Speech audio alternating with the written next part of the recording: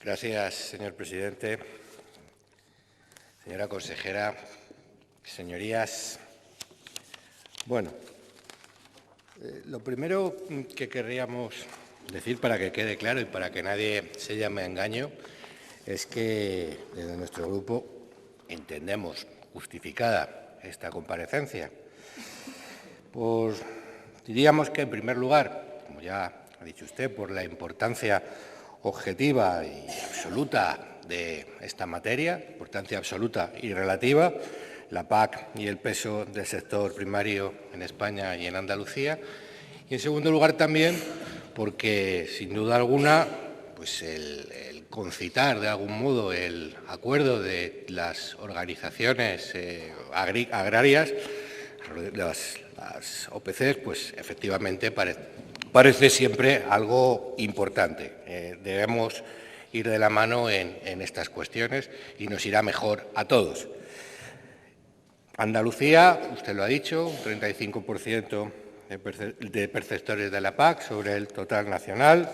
Ha dado más datos, el 12% de la producción, el 10% del PIB, el 10% del empleo, el 36% de la renta agraria nacional. Son cifras importantísimas y lo que nos vienen a decir es que, efectivamente, pues como decía en un primer momento, pues esta es una cuestión sobre la que no podemos pasar de vista.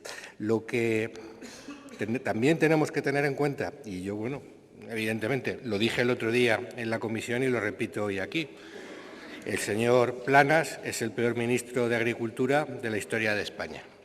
Y eso es también otra realidad, sobre la que probablemente nos ilustren más adelante, pero, en fin, en principio, a día de hoy, las cifras nos dicen eso.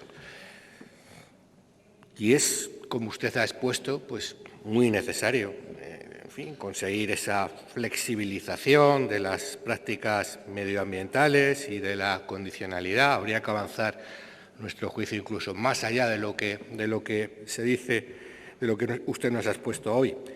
Ese rediseño de las regiones agrícolas tan preocupante, porque además incluso pues puede ser en beneficio de alguna región, en perjuicio de otras, pero al final tampoco queda de algún modo marcada cuál es la pauta, cuál es la línea, cuál es el criterio a seguir. Hay que dar una vuelta, por supuesto, a los ecoregímenes, eso es también importantísimo. Hay que modificar el concepto de agricultor activo, más que nada porque la realidad nos lo impone, cada vez es algo más frecuente. Y también pues, sería interesante que se aplazara ese ecodisparate del cuaderno digital de la explotación agraria. En fin, en cualquier caso, la Junta de Andalucía también ha hecho algún avance en ese sentido que debería de corregir. También el tope de pérdidas al que se ha referido. Todo esto está bien y todo esto es correcto. Y está bien también emplear a una universidad como es la Universidad de Córdoba para que ilustre y aporte datos sobre estas peticiones. Y decimos esto no porque nos hayamos vuelto andalucistas de golpe y porrazo. Eso no es así. La realidad es que una cosa como la otra nos parecen bien porque son lógicas. Nos parecen bien porque son razonables. Nosotros no pedimos para Andalucía contra otras regiones de España. Nosotros pensamos que, en cualquier caso, ese tipo de repartos, ese tipo de políticas deben de hacerse siempre en función de las necesidades, pero también, obviamente, en función de la lógica y en función del peso de la actividad en términos relativos. Por eso, como le decimos, pues efectivamente hay que tener en cuenta el peso del sector primario, el peso de la agricultura dentro del conjunto de España, porque probablemente aplicando ese criterio pues se llegarán a conclusiones pues como las que se vienen defendiendo ahora mismo desde las organizaciones agrarias y como está haciendo su propio Gobierno. Pero nosotros, en cualquier caso, también entendemos que estas alegaciones y esta ráfaga de artillería justificada, ojo, pero a fin de cuentas no deja de ser una ráfaga contra el Gobierno de España y contra el señor Planas, no van a la raíz del asunto. no van a la raíz del asunto. Y yo igual le voy a reñir a usted, que a lo mejor es la persona menos indicada para ser reñida, ¿no?, en esta cuestión. Pero la realidad es que la nueva PAC es un ataque frontal contra la agricultura y contra la ganadería.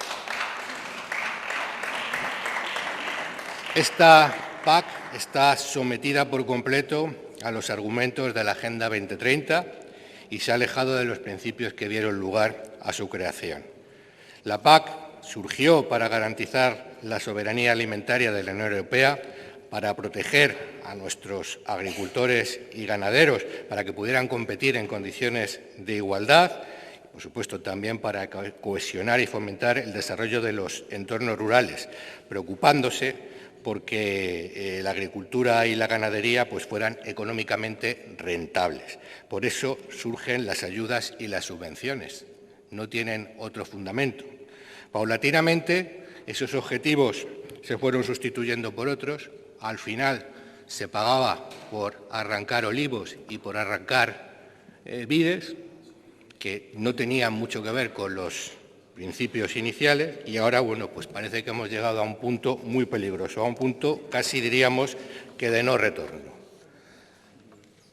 Se habla de secuestro verde. La biodiversidad, la protección del medio ambiente y la lucha contra el cambio climático se llevan la parte del león de la financiación en la nueva PAC, más de un 40%.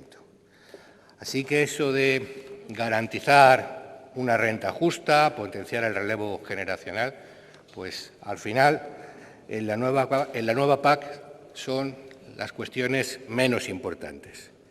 La PAC es tributaria del Pacto Verde Europeo y relega un valor residual a la agricultura y la ganadería. Y hoy hemos tenido un ejemplo de que se puede decir una cosa y la contraria tranquilamente, porque se ha aprobado una ley, la Ley de Economía Circular, verde y azul, con besos, con abrazos, como no podía ser de otra manera también, con una larguísima lista de agradecimientos, pero gracias a esa ley tenemos que construir un futuro para nuestros descendientes, expulsando, por ejemplo, a nuestras cementeras al norte de África o comprando productos agrícolas de Túnez o de Egipto. O sea, que nosotros vamos a dejar de producir para que lo hagan otros, que, por supuesto, seguirán contaminando y muy probablemente más de lo que lo hacíamos nosotros.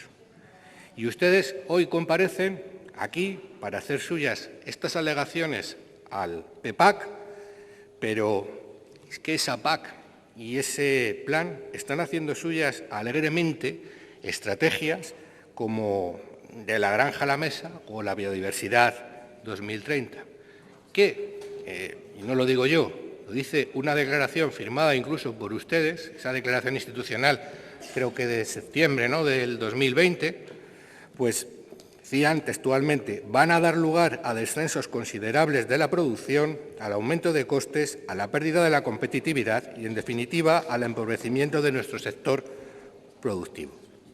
Y esto, pues estoy de acuerdo con lo que ha dicho el orador que me ha precedido en el turno de la palabra. No se puede decir aquí una cosa y decir en Bruselas otra.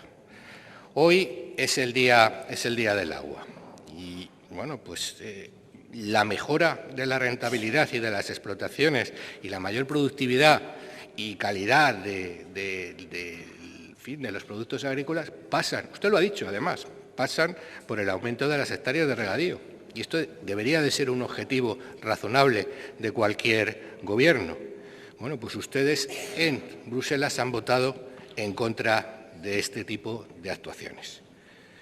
Nosotros entendemos que a día de hoy, desde luego, tenemos que hacer una política regional que ayude a paliar todos estos problemas que nos genera esta PAC y tenemos que empezar a pensar en unas nuevas líneas de actuación de tal modo que, efectivamente, con o sin Europa, porque no compartimos el argumento de que sin Europa nuestras explotaciones estarían arruinadas, pues eso habría que verlo. Habría que verlo.